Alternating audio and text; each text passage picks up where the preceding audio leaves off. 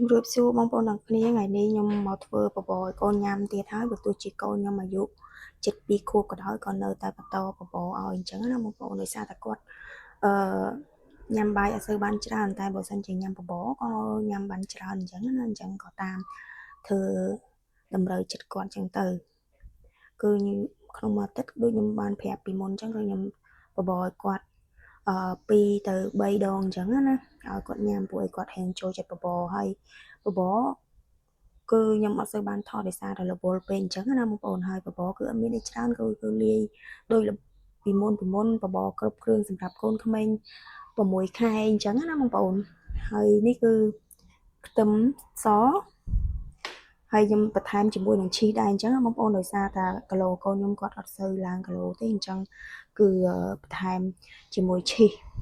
ដើម្បីជំនួយផ្អាក់ឆ្អឹងជំនួយបន្ថែមទៀតអញ្ចឹងណាបងប្អូនហើយនេះគឺប្រភេទសាច់គឺមានសាច់ជ្រូកហើយនឹងផ្កាកណានេះប្រភេទផ្កាកណានេះគឺជាប្រភេទផ្កាដែលខ្ញុំដាំខ្លួនឯងផ្ទាល់អញ្ចឹងណាគឺបើសិនជាទិញនៅផ្សារខ្ញុំអត់សូវជាទិញប្រហែលទេដោយសារតែយើងមានដាំខ្លួនឯងទៅធម្មជាតិអញ្ចឹងណាបងប្អូនហើយបន្លែផ្កាកណានេះគឺខ្ញុំចំហុយឲ្យទុនហើយអញ្ចឹងណាបងប្អូនហើយអានេះគឺត្រាវខ្ញុំចំហុយដែរគឺឲ្យទុនហើយអញ្ចឹងទៅហើយនេះខ្ទឹមបារាំងហើយនឹងស្លឹកកបាសហើយចំពោះនេះក្រហមនេះគឺពងក្រួចគឺខ្ញុំដាក់3 គ្រាប់បងប្អូនហើយបាយគឺមានតែប៉ុណ្្នឹងគឺខ្ញុំចាប់ផ្ដើមបបរឲ្យកូនខ្ញុំអញ្ចឹងណាបើសិនជាម៉ាក់មានបំណងចង់បបរគឺអាចបបរតាមហ្នឹងក៏បានដែរគឺកូនចូលចិត្តញ៉ាំហើយឥឡូវនេះខ្ញុំដាក់ប្រេងចូលហើយប្រេងហ្នឹងបន្ទាប់មកគឺខ្ញុំដាក់ខ្ទឹមសលីងអញ្ចឹងណាបងប្អូន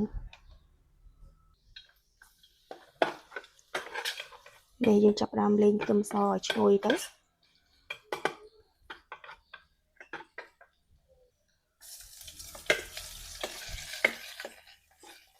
តោះមកយើងដាក់សាច់ជ្រូកចូលបងប្អូន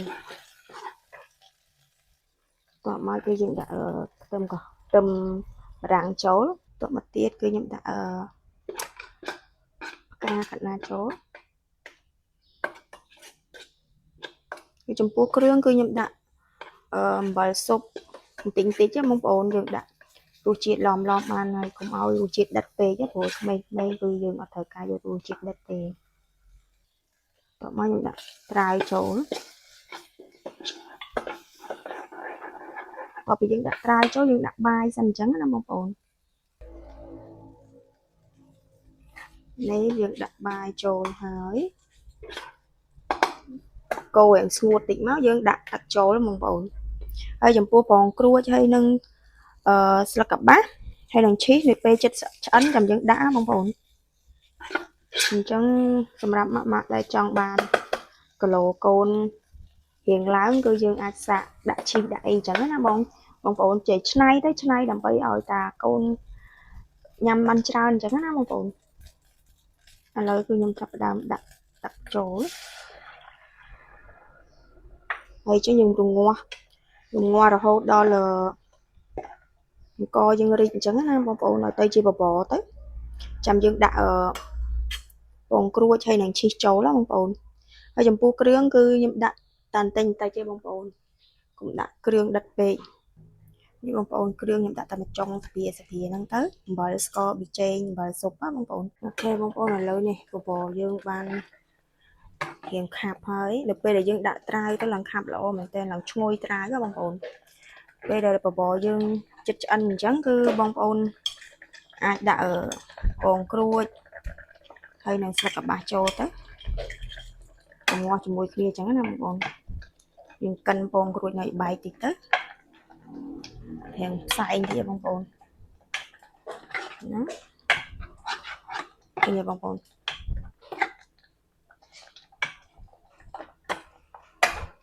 នេះបងប្អូនយើងកិនបែកពងក្រួចហ្នឹងទៅចំពោះពងមាន់ពងទាក៏បានដែរបងប្អូនតែខ្ញុំចង់សាក់ពងក្រួចម្ដងអញ្ចឹងដោយសារពងមាន់ពងទាពងក្រួចអីសិតតែមានប្រូតេអ៊ីនខ្ពស់អញ្ចឹងណាអញ្ចឹងយើងដាក់ចូលទៅដើម្បីឲ្យបដូររសជាតិម្ដងអញ្ចឹងរងាស់ឲ្យឆ្អិន តិចទៀតហើយចាំយើងដាក់ឈីសចូលបងប្អូនពីបងប្អូនឈីសគឺខ្ញុំយកក្បាលគោរសជាតិ strawberry នេះបងប្អូនបបរយើងកាន់តែខាប់ហើយគឺយើងដាក់ឈីសចូលយើងកិនឈីសហ្នឹងទៅដើម្បីឲ្យរលាយសពទៅជាការស្រេចឯងបងប្អូនអាចឲ្យកូនញ៉ាំបាន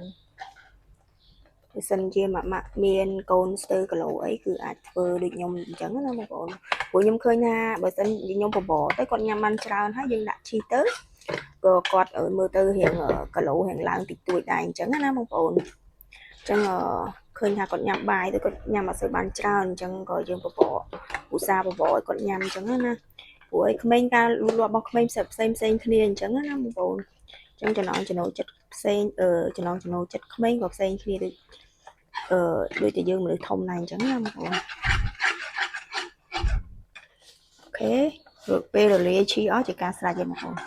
ចាំមើលថាអាសមណាញ៉ាំបានកម្រិតណាអញ្ចឹងណាបងប្អូនហើយខ្ញុំចាប់ផ្ដើមដួសដាក់ចានចំពោះបបរហ្នឹងកូនខ្ញុំញ៉ាំបាន2ពេលណាបងប្អូននេះគឺញ៉ាំម្ដងគឺចានចង្កឹះប៉ុណ្ណឹងសល់ប៉ុណ្ណឹងនេះបងប្អូនក៏យកបបរមកភ្លាមនេះមកគួយញ៉ាំគួយចាំញ៉ាំបបរនេះក្តៅកូនក្តៅចាំតិចចាំម៉ាក់បញ្ចុកនេះបងប្អូននិយាយថាក្លិនវិញឈ្ងុយដល់កនេះ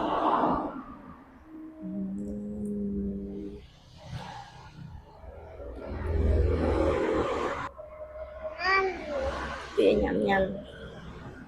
ចុកអត់តាន់ក្តៅពេក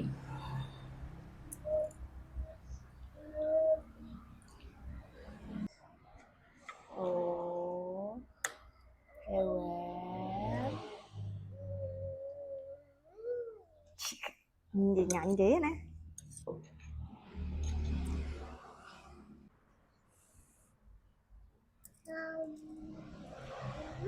អញញ៉ាញ់ជំរាបលាមួយកូនជំរាបលាបាយបាយតែគេជំរាបលាទៅមក